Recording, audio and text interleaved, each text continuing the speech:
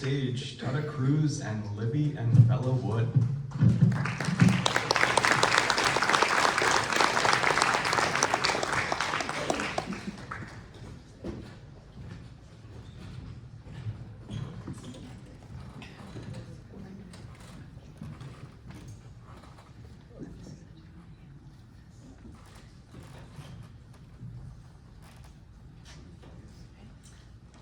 Good afternoon, everyone. I cannot tell you how thrilled we are to be here and how good it feels to be in a place that everyone is connected. I feel like we are all on the same page. We've all done some incredible work on the land. We have a love affair with the land that will go on forever. And I just say thank you to the Sand County Foundation. Thank you to Aldo Leopold. And when we were in the cabin yesterday, I couldn't help but think that Stella probably cooked beans, pozole, and chili in that little place, and how good that place had to smell, because she's from New Mexico too. So, let's start today. This is, of course, Ute Creek, the foundation of our work. And I need to see the screen, or I'll look up there. Again, I'm reminding you of how things looked when we came there. You know, the herd of cattle. And this is what they looked like in 2017. It was a very good grass year. We live by the water. In New Mexico, it's agua es vida, and water is life. And it's for livestock, the grasslands, and for humans as well. Oh, here I am. Okay, another one about bare ground. When we came, the soil just looked terrible. I mean, it was really rough. We knew we had a lot of challenges, but we were up to the task and very excited about it. I have to look at this. The rotational grazing system is really what changed the whole situation. The whole range doesn't look like this year, but this was in a good year about 15 years after we started the adaptive grazing program. It really made a difference. We're working on a conservation easement right now.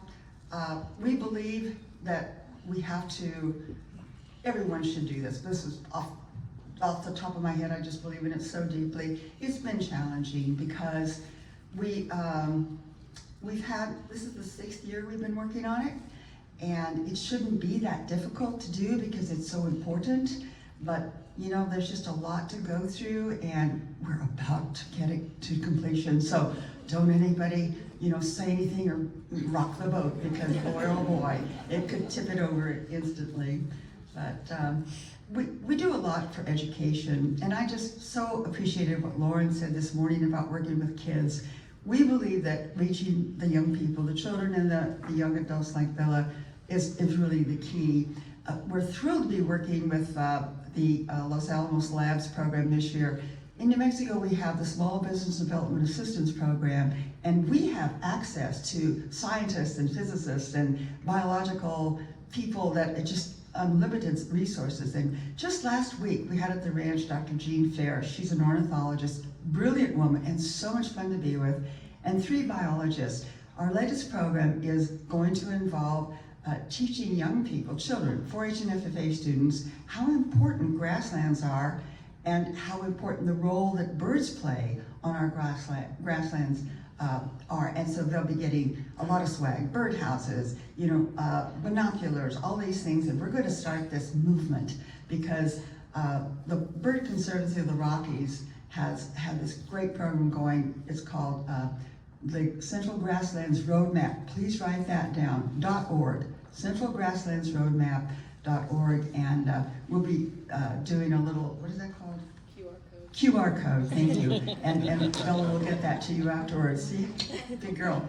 And so anyway, we want you to have that and see what's happening. The grasslands that we used to take so for granted are imperiled. And woody encroachment, housing developments, the climate crisis, all of these things are playing a role in it. Since 1950, we lost 3 billion birds across the migratory flyway. And this is something, it's you know, they didn't put a canary in the coal mine without reason. Birds are nature's indicators of soil health and healthy air, clean water, all of those things. So we really must do everything we can to increase the health of the grassland. So join me in that effort. I really would appreciate it. Okay. Oh, when the scientists came out, the first thing they saw in the creek was they identified 5 species of turtles. We just saw boxers, we didn't really know. They were elated, and they identified a number of birds that are not on our list. Our last count was 112, so it's going to be higher than that now. We use the bird count, the bird species count, to use as the yardstick to measure the health of our land, because there's a direct correlation there. It's really important. And I'm the bird lady of Boyeto, so I can attest to that. Okay. This past year, we filmed a video in honor of Gwen Kolb, who was with the Fish and Wildlife Partners Program for 27 years. Remarkable woman. And she got a group of women, ranch women, together in New Mexico. And the film is called Of the Land. I hope you'll see it sometime.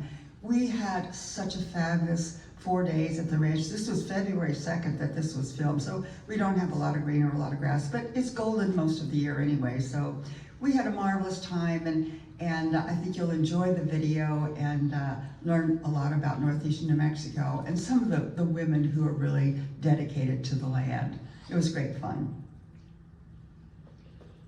One of the things we did too, we fenced a playa lake. Playa lakes are specific areas. They have a certain kind of clay soil, and they function to recharge the underground water. We don't have aquifers, suitable for us. We're on the edge of the Tucumcari Basin, but we really take care of these playa lakes. And Christopher Rissay was out there for a workshop last year, and he said, Tuda said, you did a good job there. He said, but once a year, you have to pack that place full of cattle and let them graze, do the poop and stop and soil disturbance, all of that, and then you'll keep that area going and it'll function at its healthiest forever. And I'm so thrilled to hear that I had done good.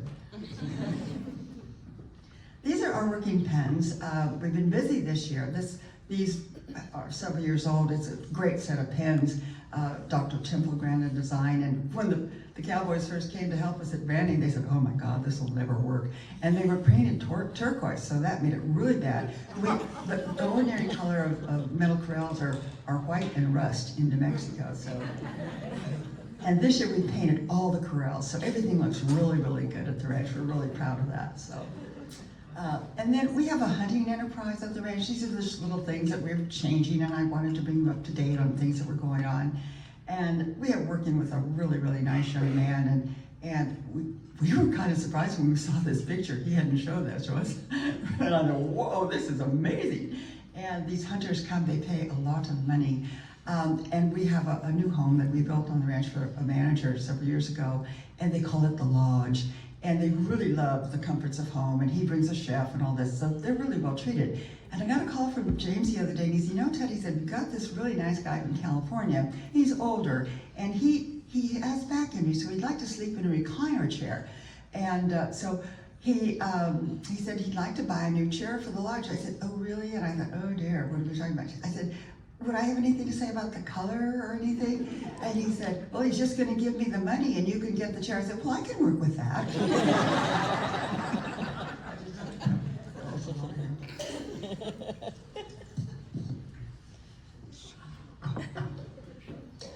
And these are more of the game that they've got there. Big lion and deer and elk. I mean, we're really proud of this, but I have to say, we really need to manage the elk herd because they're very, they reproduce very quickly and they can take over and we can lose other species. So we're really working on it, increasing the cow tags and things. So, and then Libby and I had this great opportunity. I've been trying to buy this building for 17 years from the Archdiocese. They're hard to deal with sometimes. And this is the Boyeto School across the highway from our house. It's a WPA 1939 building. And when we first came to the ranch, we used it for events and workshops and whatnot.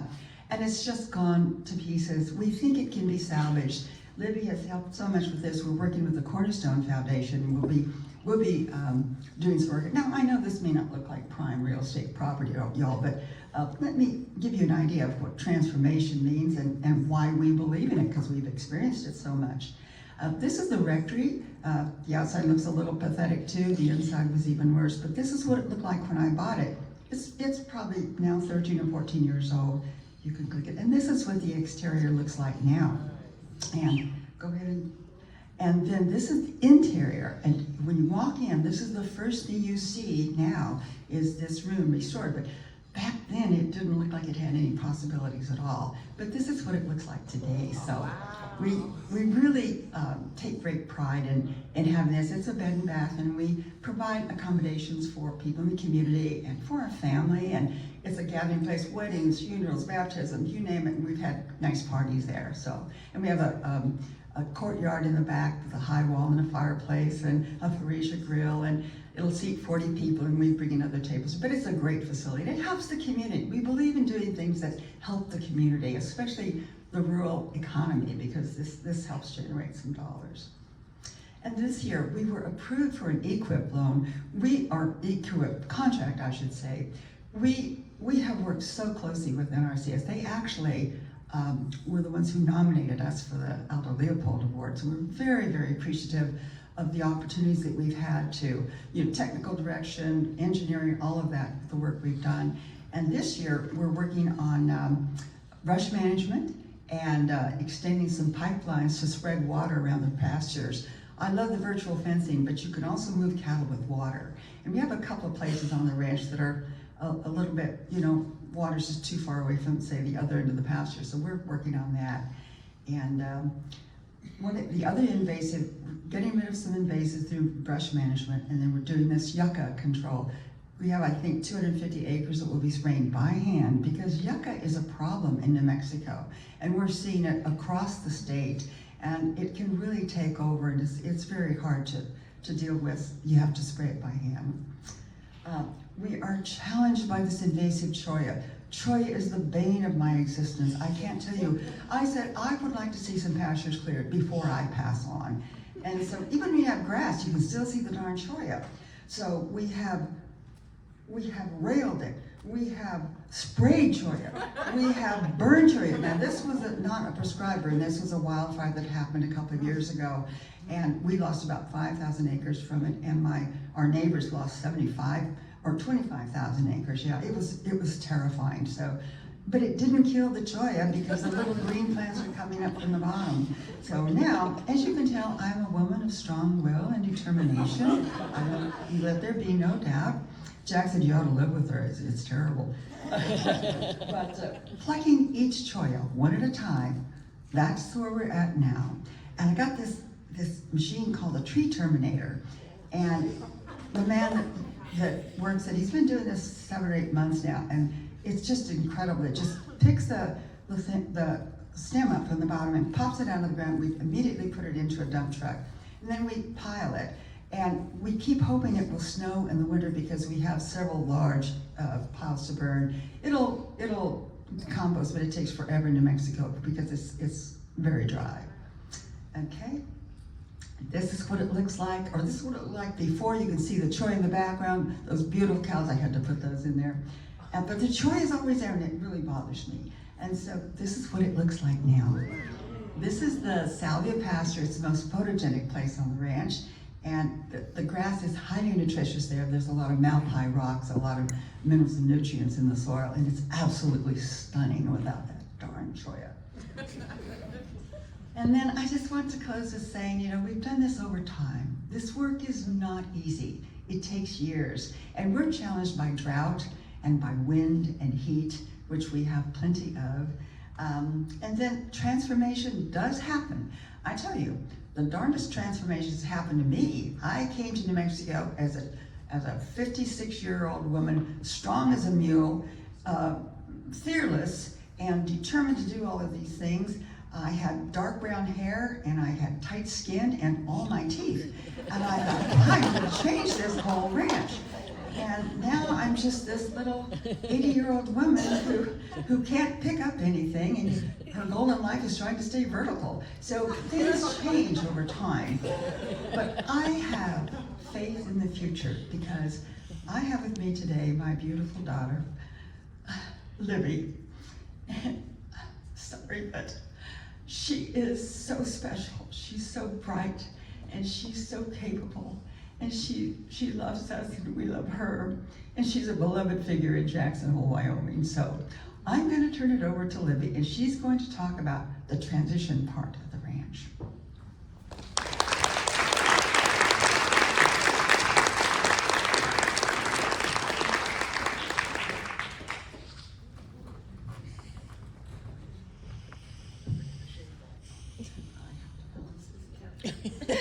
She brought one for all of you to see.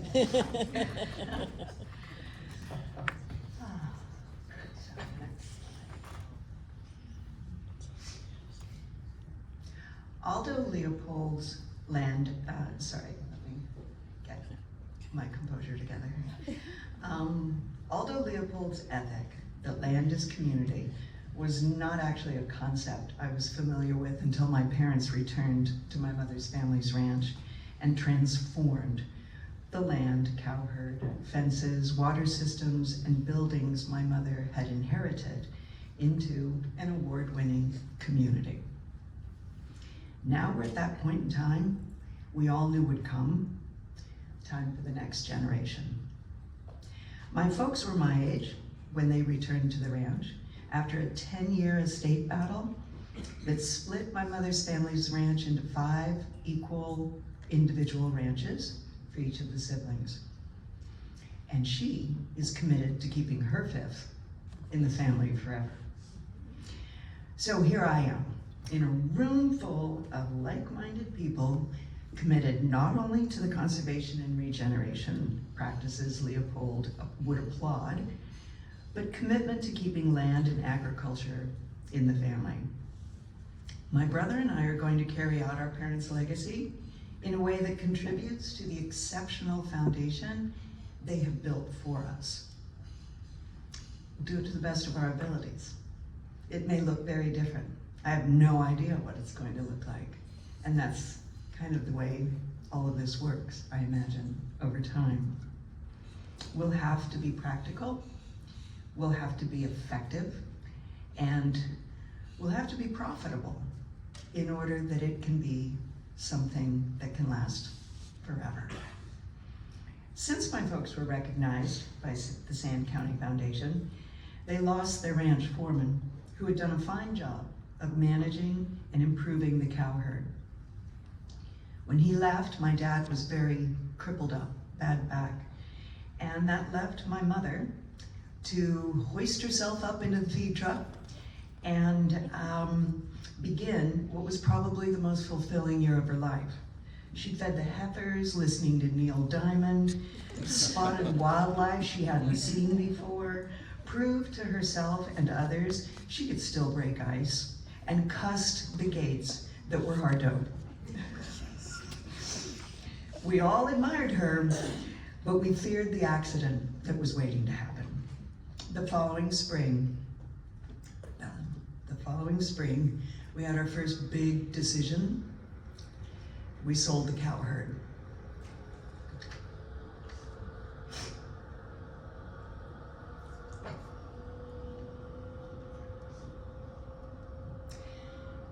This was, as you can imagine, a truly heartbreaking part of my parents' story on the ranch.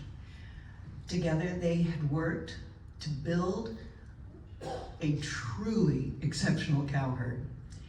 And they used that group of big brown-eyed furry beasts to manage, forage, and make a living. Those girls were part of their community, but selling them was the most practical thing to do. It took a year for the tears to dry and for the relief to settle in. Now we're preparing to lease the pastures. We're inspired by you guys. Lease the pastures so they'll be grazed and managed. We've begun weekly family meetings via Zoom, and so that my brother and I could be more active and more helpful, more available. And thanks to my daughter, who has spent the last 10 months, she's 26 years old, and not many say, oh yes, yes, me, I'll leave New York City and go take care of my 80-year-old parents in the middle of nowhere. But that's what she's done, and she's done it with strength and grace and humor like you cannot imagine. And she has also begun an operations manual for us, which Sounds really sort of obvious, but it's a hell of a project to try to undertake because it involves mining the memories, the experience, going through files that takes a ladder to reach the top of, and she continues to do that with determination. None of us has a crystal ball, nor any control over our future or the future of a place. But when we commit to maintaining and protecting the health of our natural world, we protect that future. And I know all of you know that. My mother has shown us not just what it means to work with the land, plants, water, the animals, but also with the agencies and organizations that support my parents' goals. Together, my parents educated my brother and me, our children, about the healthy impact of rotational grazing and the job of the cow herd. And though everyone thought she was plumb crazy, she also showed us how to preserve the cultural assets of a place. Those 100-year-old adobe buildings that are practically dust. The old panel wagon she drove at 90 miles an hour at the age of 14. Even the spoon my grandmother served alongside the fried chicken at Branding's that she had killed, wrung the necks of, and plucked and fried up at Branding. And that's not the only thing she saved, believe me. We have a lot to go through. While I'm inspired and informed by Leopold's ethic, the moral responsibility I most feel is to those who have inhabited this land before me. Next one. Harding County is one of the most isolated places in the lower 48. There are about 3.2 square miles per person on average. So that's a really long distance to see your neighbors from. It's dry, it's really hot. It's so quiet, when the wind isn't blowing, the noise inside my head is almost too loud. I find solace in the birdsong though, and in the company of my parents. And I fear what true succession means. Filling their shoes and missing them when they're gone. I don't usually cry.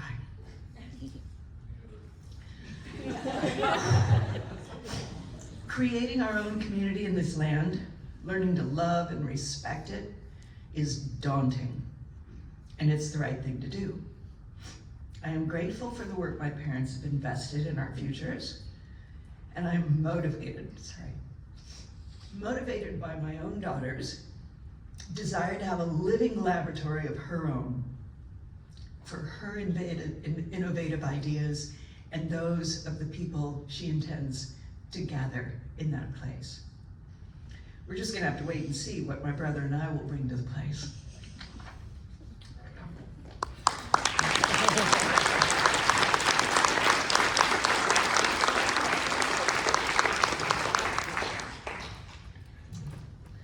Wow. Let's see if we can go for a 1, 2, 3 punch. So Aldo Leopold clearly had, is that my beginning? Yeah. He clearly had plenty of very thoughtful musings. We've heard all yesterday, throughout today, but one that really has stood out to me is that he said that land is not merely soil. It is a foundation of energy flowing through a circuit of soils, plants, and animals. This energy and circuit of energy also applies to the generations of people who care for the land and the generations who could. So this made me think, how can we build an energy circuit to be more inclusive of people, radical ideas, and critical solutions? I've clearly had incredible role models, and I'll point to my grandfather as well. I'm a lucky, lucky girl. And my motivation stems from being included in creating that shared vision for the future.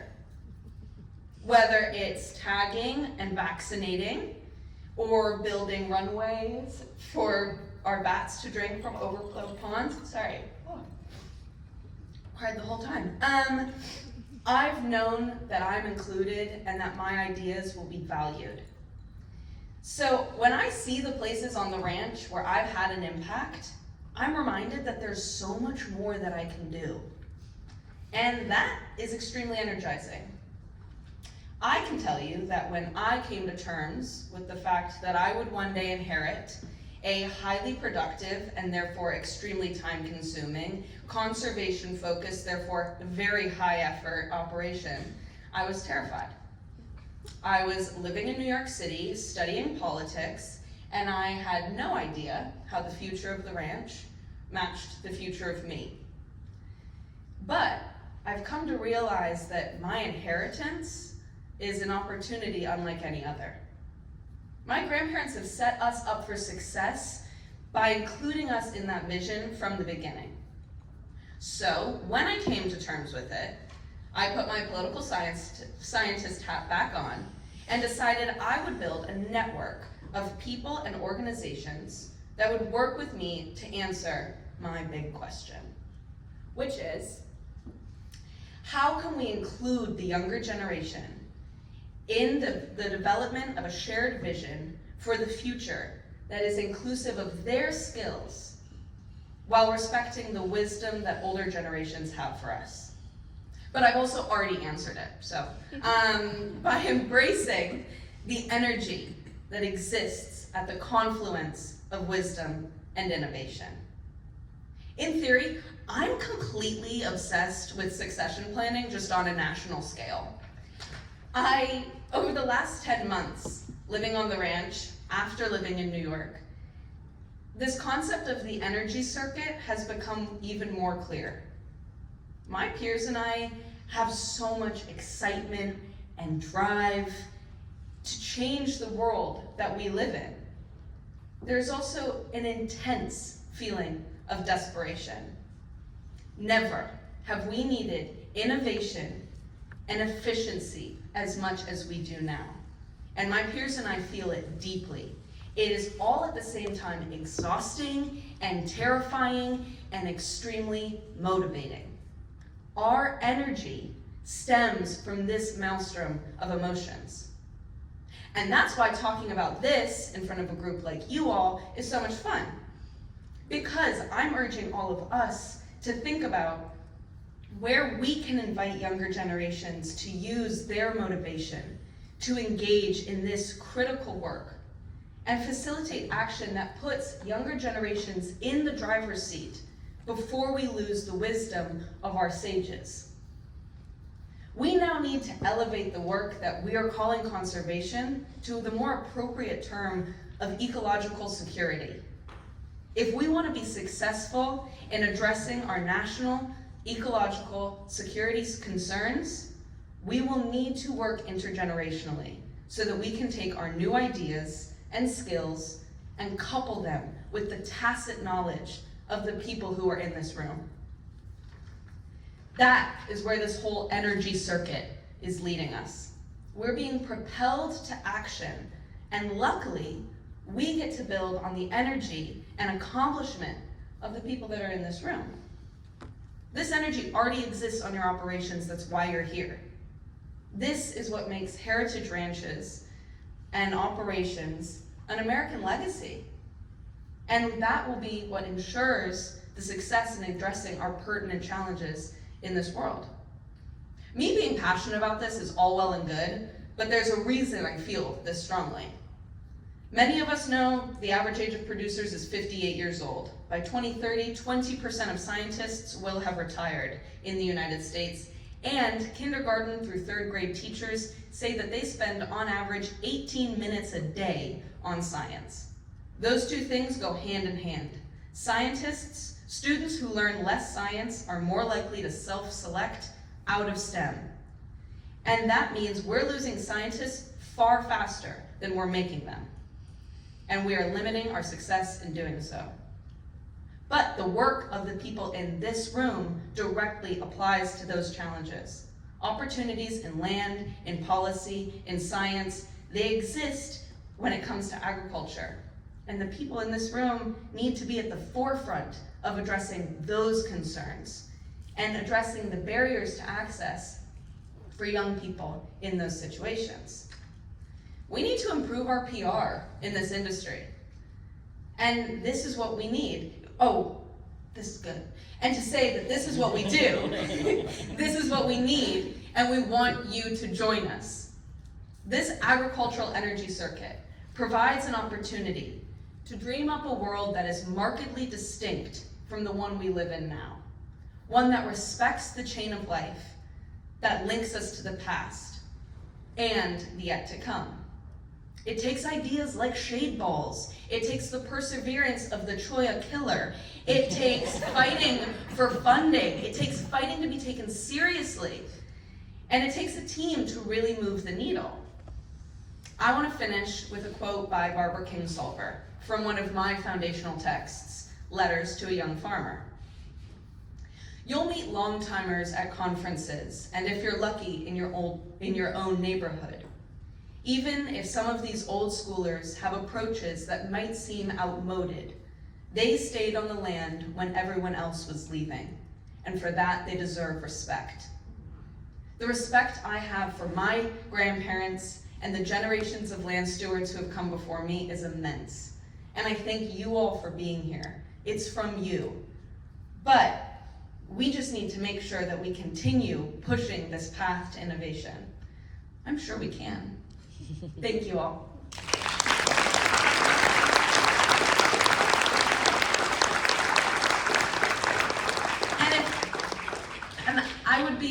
We would be remiss to not talk about our other partner in all of this, my grandfather, Jack Crews.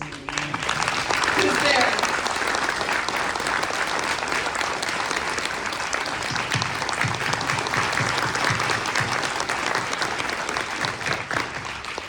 Thank you.